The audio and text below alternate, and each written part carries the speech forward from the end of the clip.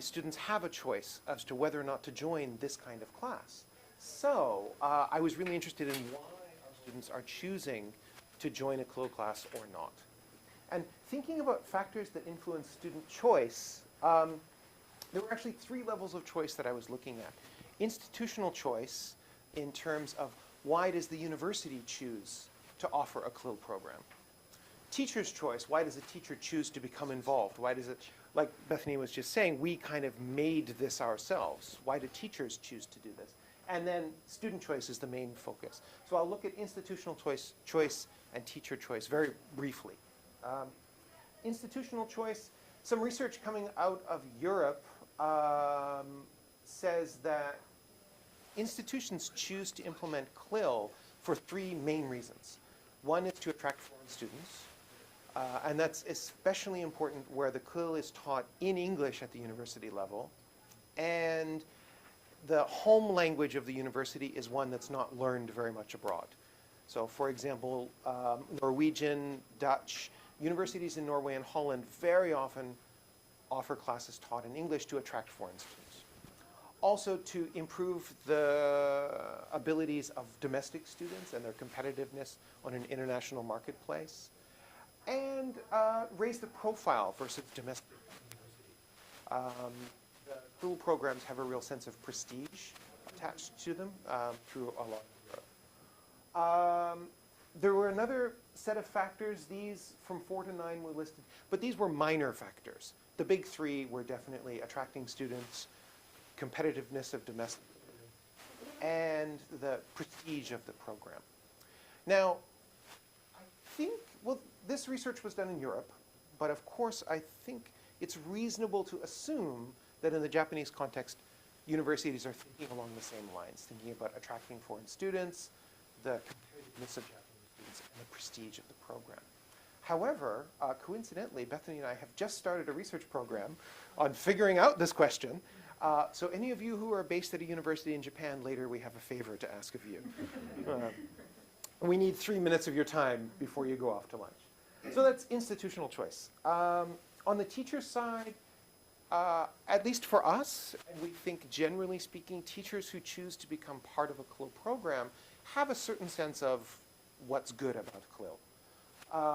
This is a list I took from the book that at our school we call The Blue Book by Quayle, Hood, and Marsh. Came out in 2010. And teachers tend to be aware of things like the benefits of the dual focus of CLIL and how content and language can develop a complementary relationship in a CLIL class. They also tend to be aware of the natural use of language in a CLIL classroom. Yesterday, Super Mario was talking to us about input and output and how students have to care about the input. The input has to be meaningful for them. And students also have to be aware and trust that someone is genuinely listening to their output. And CLIL offers a very natural way to get that in their classrooms. And there's piles of evidence about positive learning outcomes in CLIL. And teachers tend to be aware of this. Students, however, I don't think know any of this before they make a choice. They're not aware of what's happening in the research literature. So I was thinking about 2 scenarios that were possibly relevant here. One is about when students have a choice to study a given set of content in their first language or second. So here in Japan, they could study economics in Japanese, or they could study economics in a CLIL program. Okay? Or a case where students have a choice between a CLIL class and what we might think of as a standard language program. General English classes in reading, writing, that kind of thing. So on the first scenario, I actually found a very interesting article coming out of Turkey. It's not published yet. It's going to be in the CLIL special edition of the Asian EFL Journal, coming out, I think, in this summer. So this is I got a pre-publication version because the editor of the Asian EFL Journal works down the hall from me and thought I'd be interested. So in this study in Turkey, they looked at students who were Turkish students who were studying natural sciences, chemistry, physics, and mathematics in English at the university level. And that university offered a parallel program in Turkish So why did students choose to join the English program, not the Turkish program? L2 proficiency, just they knew it was a good way for them to learn English, was important. There was a real sense of accomplishment, a real sense of this is a challenge that I want to be part of in that. The students in this study also reported the feeling of having an advantage over their peers, advantage in terms of a career prospect, that it would look good on their resume if they had done this in English as opposed to Turkish, and an advantage to be more eligible for and more qualified to take advantage of study abroad opportunities later. There was also a sense of esteem that we also saw on the institutional side, that the students really felt like they were part of something special and they were proud of their position in the selective program. And a link to a wider academic world. As we all know, academic publishing is dominated by English, so if they study their content directly in English the first time anyway, that gives them greater access to that world. So that's that first scenario where students are choosing CLIL versus content in their L1. My study is more focused on when students have a choice between straight-ahead English classes and CLIL. My first thoughts, coming from Lee and Kunin, a chapter in a book called The Big Bang in Japanese Education, which is a great book, by the way, for anyone based in Japan. I was looking at that and thinking, why do students choose classes generally? And she did some work on how Japanese students choose their major and how they choose elective classes. Part of it is intellectual curiosity, just they care about the topic. Part is very pragmatic. You know, I need this class to get this license to get that job. It's a very, very pragmatic choice. Sometimes it's by default. Students need 128 credits to graduate, and they just end up in some class somewhere, and they don't really know why they're there. A feeling that the class is easy to pass was very important. Very, very important. Friends' positive experience also seemed to be a big factor, especially in the Japanese context, older friends. For anyone based in Japan, I'm sure you already know, but for people from outside Japan, the relationship between older and younger students at school is very, very strong. And older students very often have a strong influence on choices that younger students make. Feelings towards the teacher. A teacher has a reputation for being nice, kind, friendly, interesting, or scary. My first-year students almost always say I'm scary. Or they've had a positive experience with that teacher in the past. That's very important. And connections to outside interests. So this is what I was thinking of going into this research project. This is how Japanese students tend to choose classes generally. Bethany told you a little bit about it already. Our first-year students take EAP classes, general English classes, and some soft CLIL. So content and language are both present in the class, but the learning outcomes are more shifted. The balance is slightly in favor of language learning outcomes, with content learning outcomes being important, but not the primary focus. In second year, general English classes continue, and the CLIL program shifts to more of a hard CLIL model, where language learning becomes incidental, and the classes are all about all about the content. And the language learning, I think we do these classes for the purpose of language learning, but as I said, it's not an implied, it's not a stated goal, it's very much incidental language learning. And then I studied students who were at this point, where they have a choice to make. They can choose in the second half of second year to go down the path of general English classes. Take a reading class, a writing class, a speaking class, a pronunciation class.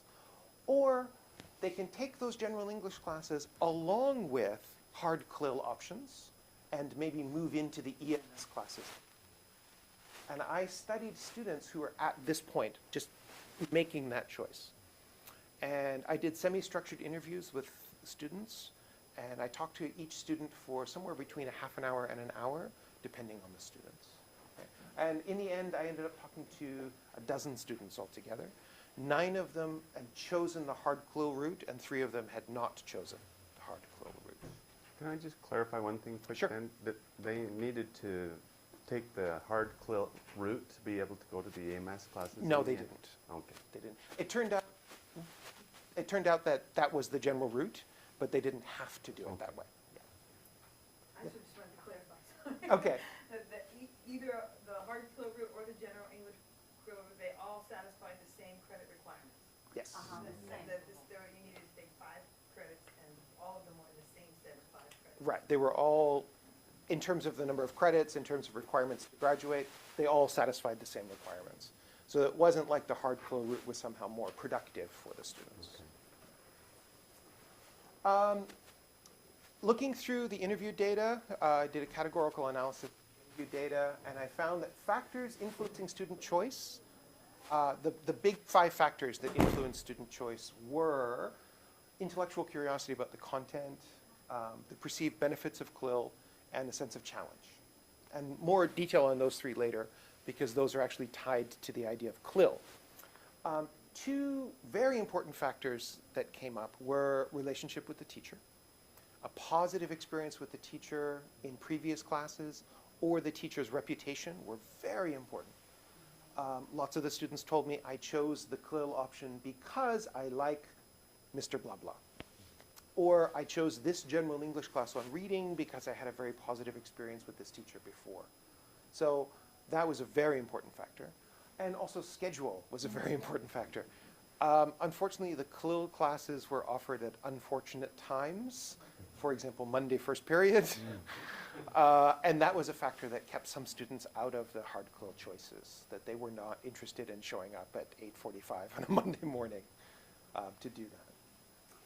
One interesting thing I found, factors not influencing student choice. Either these didn't come up in the data, or very specifically, the students told me, no, that was not part of my choice. Workload, I had kind of thought that maybe they were more willing to take the hard CLIL option if they had a lighter workload in other classes, because CLIL is a lot more work for them. Turned out not to be true. It didn't have any impact at all. Perceived difficulty of CLIL, I thought people might be choosing the general English route because they felt their previous experience with CLIL was difficult. But students who reported to me that CLIL was really hard both took and didn't take CLIL option, and vice versa. People who said CLIL was not difficult took or didn't. So it didn't really come up. Same thing with self-assessment of English level. People who self-assessed as high proficiency, low proficiency, did or didn't take the hard CLIL option. It was not a factor at all. And older students' experiences, they were not listening to the older students. They told me very clearly, no, I didn't really listen to the older students. So I was surprised by that. I thought they would be listening, but they weren't. Looking a little bit more detail at those 3 factors that were tied to CLIL, the content, the benefits, and the challenge, I saw, in terms of intellectual curiosity about the content, either they had an interest in the content or a previous experience with related content, or they were making connections between that content and something else that they were studying at the same time. Some comments from my data. By the way, my interviews were conducted in a mix of English and Japanese with a bit of code switching going on to make the students more comfortable. So this is sort of a cleaned up, translated version of what they told me.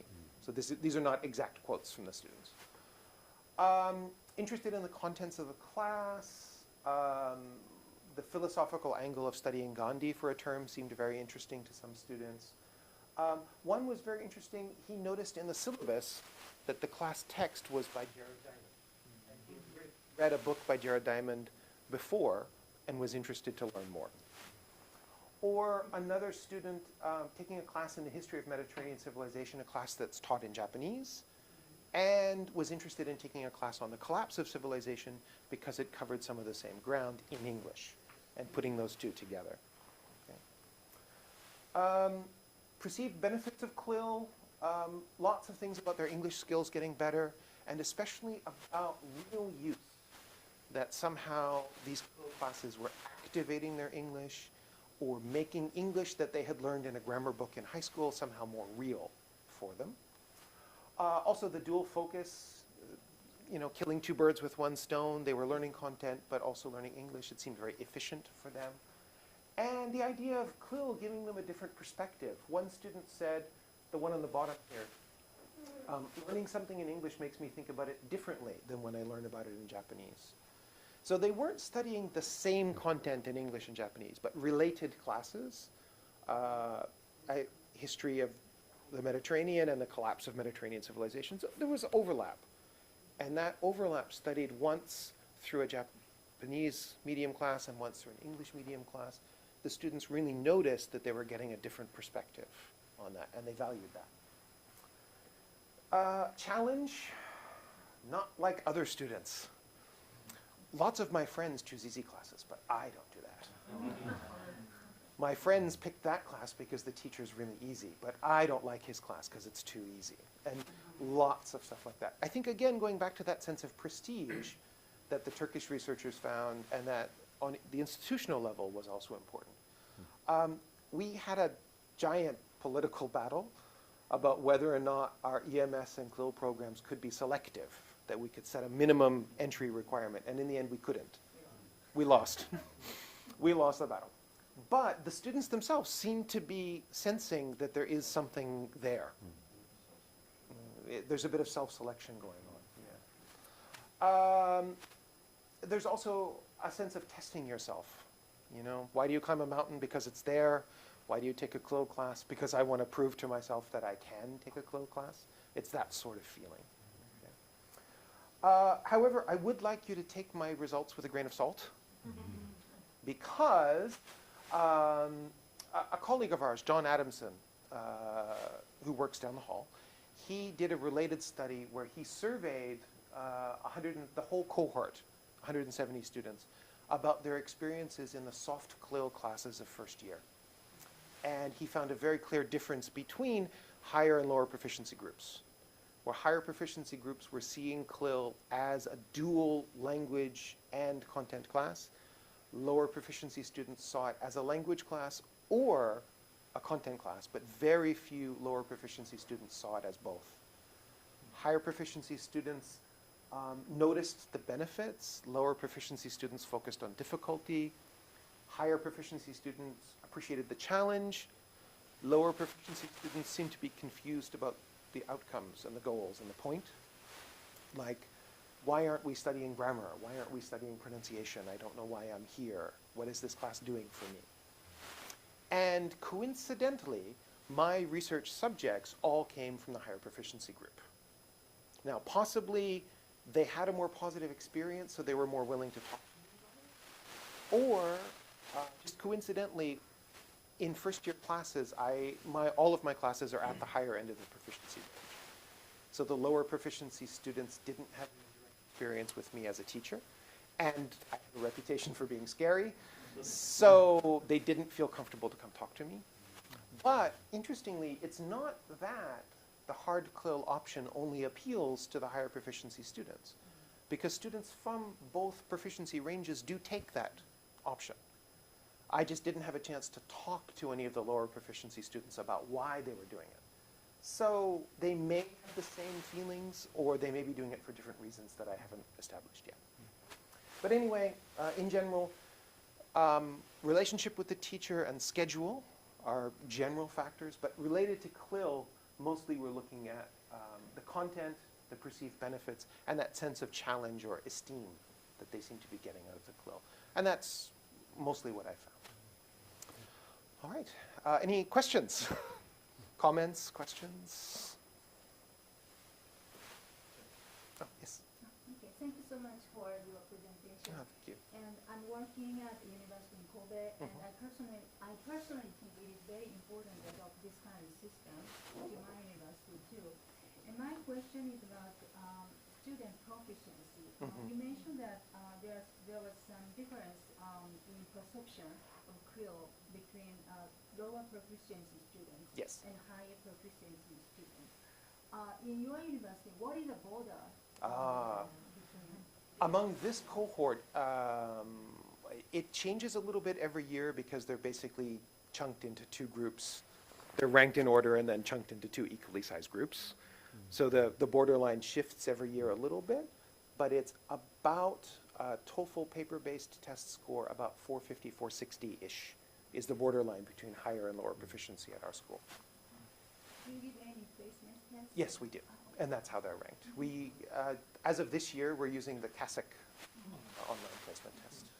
Yeah. And I also mentioned student self-assessment of their proficiency. Even though all my students were in the higher proficiency group, some of them self-identified as low proficiency or high proficiency, regardless of what their test score said. I was curious how you communicate about the CLIL courses to the students. Like I know, where I am, they get the book with one-page syllabus about each course, and that's basically all the information that they receive from the Right. faculty or university in advance. Is it similar, or how do you? No, we have almost to the point where I think it's excessive. We have orientations repeatedly, where people from our Kyomu committee, our Kyomu officer, talk about what their options are and what their classes are. Also, towards the end of first year, in English class, I think a lot of the teachers talk about, well, next year, you have these choices and you have to be thinking about what you're doing next. So they're getting a lot of. They're getting a lot of direct input, yeah. And actually, I think if we're interested in promoting CLIL more among the students and getting more students to go down this route, these three things seem to be the factors we should be pushing about what the contents are and what the potential benefits are. Do they use the word CLIL? We do, they don't. Okay, so students don't say, hey, you're taking CLIL, and No. It has, EMS, that will be, are you in EMS? Yeah, I'm in EMS. That will be that coming up. that will be coming up. CLIL is how we talk to each other about it, yeah. I just want to say, but the questionnaire that was done by our colleagues, Mhm. where they gauged it as a low level, high level, that was a required class, so it wasn't a choice, and they just all experienced the same classes all of them. Yeah, they were just grouped higher and lower proficiency for administrative purposes, but they were all in the same class. And it was a CLIL. And it was a CLIL class. do you teach one? Me? Yeah. I teach 4 different CLIL classes. I teach food security, collapse of civilizations, development studies, and urbanization. Oh, you're busy. Yeah. It's a lot of work to develop a new CLIL class from zero, but it's really worthwhile. At least I found it to be worthwhile. Do you design materials yourself? Yes. At our school, we sort of have developed a format of what the materials look like, and different teachers have variations on it, but we all sort of apply more or less the same framework and then add content that we think is appropriate. We try to line up our CLIL classes with things that we are interested in, so we care about the content, but also You can't things. take the time to learn a whole seminar. Yeah. Yeah. So I like this, and I'm interested in this, and I've read 4 books about it, so. Yeah. But also we try to line it up as much as we can with the things that the students are going to be studying later. We teach in an international relations or international studies department. So my themes, food security, urbanization, they're connected to what the students are studying in their major. Yeah. Yeah. Bethany had mentioned that one of the classes had just 4 students, right? Mhm. And yours is the same? Is No. that very small? No. He's talking about the earlier year, Okay. where they still fall within the required classes to some Then extent. larger. Right. What I was talking about was not a language teacher, and in the 3rd year, and complete elective. Okay. So the numbers. However, I would say that when students have that choice to go towards general English or to go towards hard CLIL, the class numbers do fall dramatically, but not quite that low. Yeah. About a third of students, roughly, choose to go down the hard CLIL route. So, just to make that clear, so your class, that you're talking about in that cohort, you just take all from distribution requirements. Yeah, that picks up the number. By the way, I have a handout for anyone who's interested, if you'd like to take a copy of this. I have copies of the slides and also a couple of related readings that are available online that are papers that we've published on this topic over the years. So if you could just take one and hand the rest out.